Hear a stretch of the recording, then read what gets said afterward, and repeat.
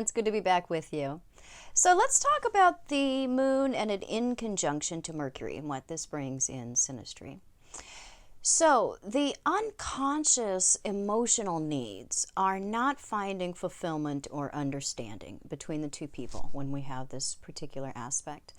The moon person feels like they cannot express their needs or their feelings because the Mercury person will not somehow understand or respond to those needs or feelings appropriately.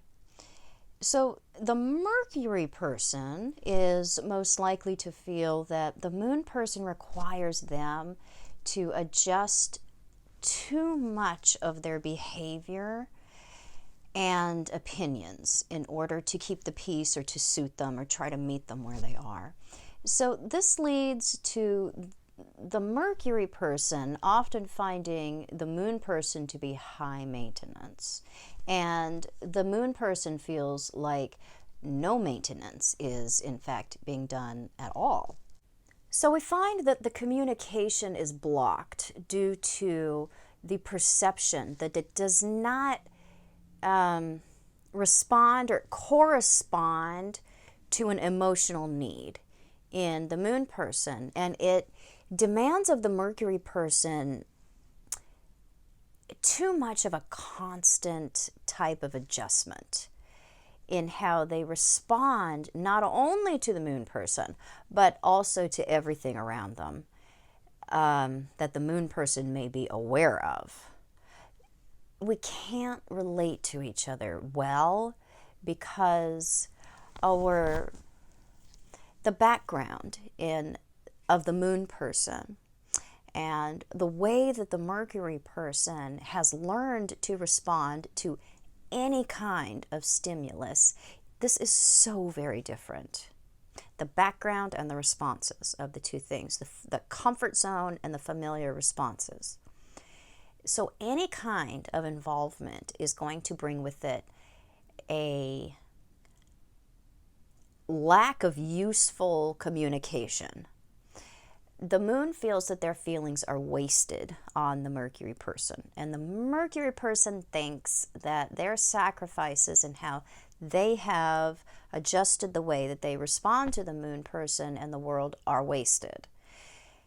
We have to learn the style and to tolerate the style of the other person. And you have to spell things out when you have this particular aspect. You have to learn why the other person feels or thinks the way that they do about something. We're learning to understand that different species that have nothing in common can be friends, like a lion and an orangutan. They don't have anything in common, but they might still be able to live together if they can forge a friendship based on what they learn about each other.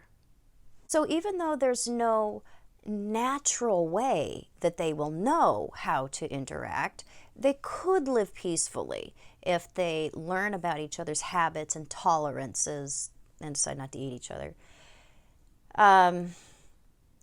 So it's not so much disagreement or friction that is the result of the inconjunction, like the opposition or the square. It's more about it's misunderstandings and foreign concepts, foreign feelings that tend to be the issue. So we're going to have a lot of conscious understanding that we try to have between the two of us to try to bridge that gap. So I hope this was helpful.